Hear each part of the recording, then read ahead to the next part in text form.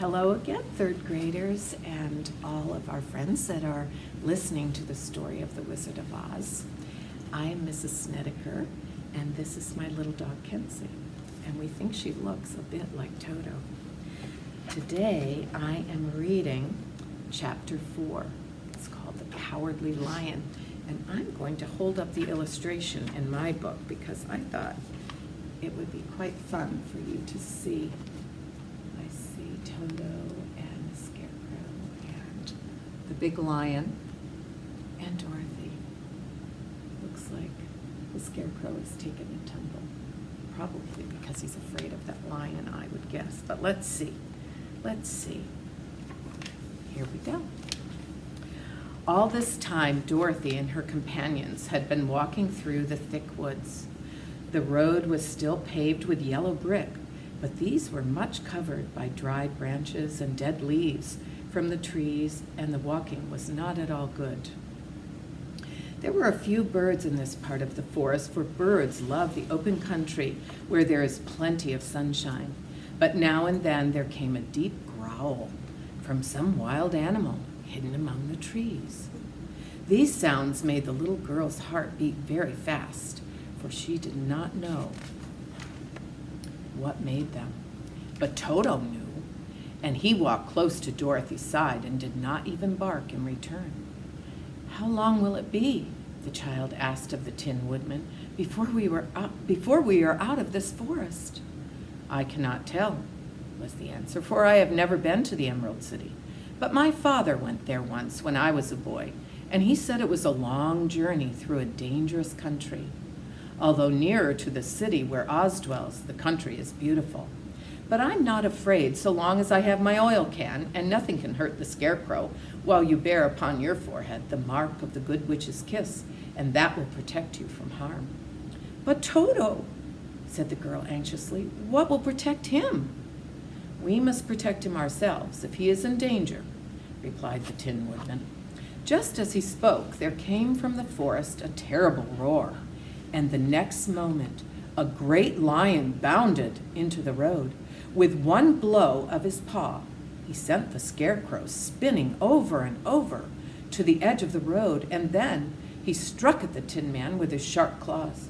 But to the lion's surprise, he could make no impression on the tin, although the woodman fell over in the road and lay still.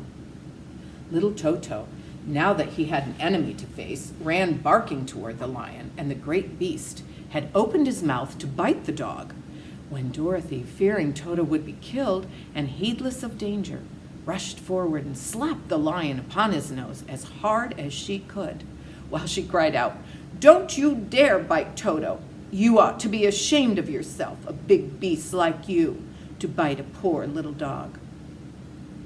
"I didn't bite him," said the lion as he rubbed his nose with his paw where Dorothy had hit it.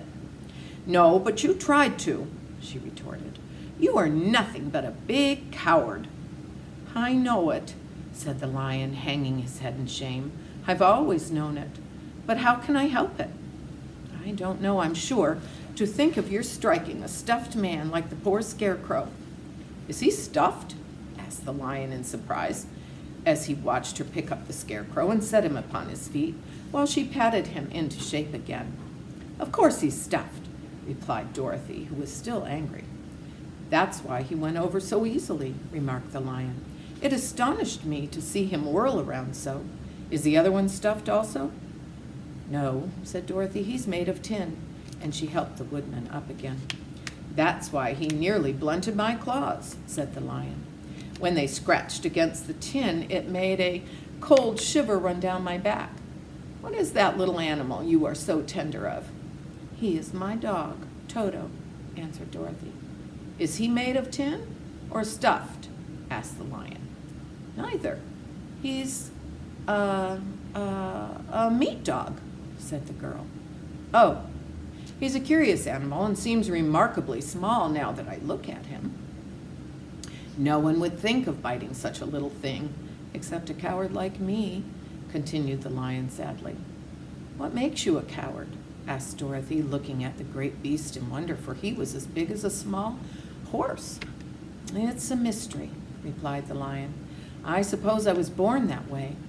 All the other animals in the forest naturally expect me to be brave, for the lion is everywhere thought to be the king of beasts.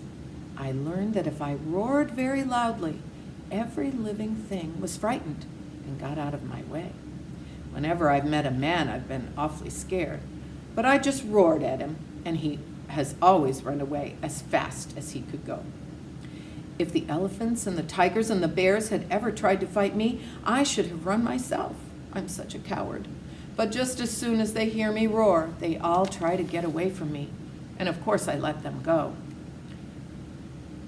But that isn't right. The king of beasts shouldn't be a coward, said the Scarecrow. I know it, returned the lion, wiping a tear from his eye with the tip of his tail. It is my great sorrow and makes my life very unhappy. I'm going to give little Kenzie another treat. Stay here, lay down. Thank you. Perhaps you have heart disease, said the Tin Woodman. It may be, said the lion. If you have, continued the Tin Woodman, you ought to be glad, for it proves you have a heart. For my part, I have no heart, so I cannot have heart disease. Perhaps, said the lion, thoughtfully, if I had no heart, I should not be a coward. Have you brains? Asked the Scarecrow. I suppose so. I've never looked to see, replied the lion. I am going to the great Oz to ask him to give me some, remarked the Scarecrow, for my head is stuffed with straw. And I'm going to ask him to give me a heart, said the Woodman. And I'm going to ask him to send Toto and me back to Kansas, added Dorothy.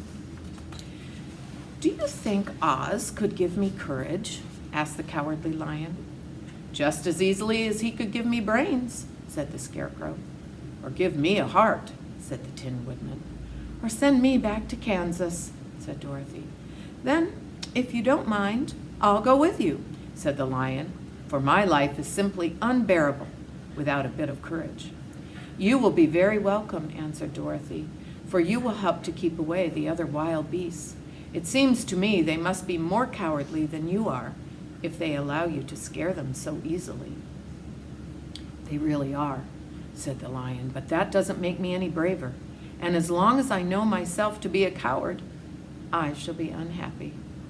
So once more the little company set off upon the journey, the lion walking with stately strides at Dorothy's side. Toto did not approve this new comrade at first, for he could not forget how nearly he had been crushed between the lion's great jaws. But after a time, he became more at ease, and presently Toto and the Cowardly Lion had grown to be good friends.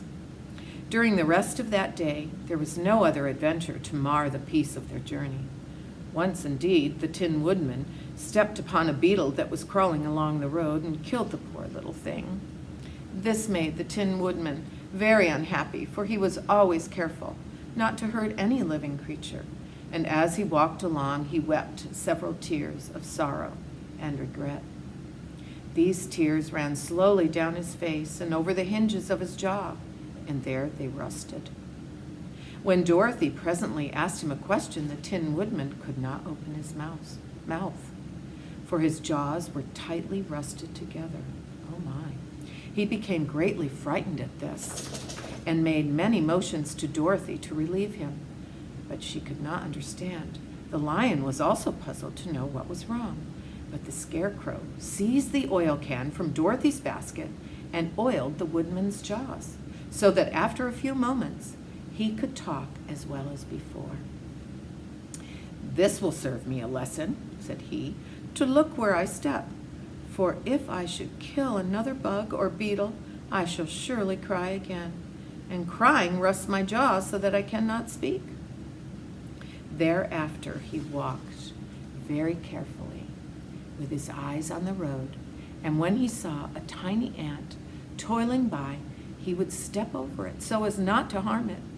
The Tin Woodman knew very well he had no heart, and therefore he took great care never to be cruel or unkind to anything. You people with hearts, he said, have something to guide you, and need never do wrong. But I have no heart, so I must be very careful. When Oz gives me a heart, of course I needn't mind so much. And that's the end of chapter 6.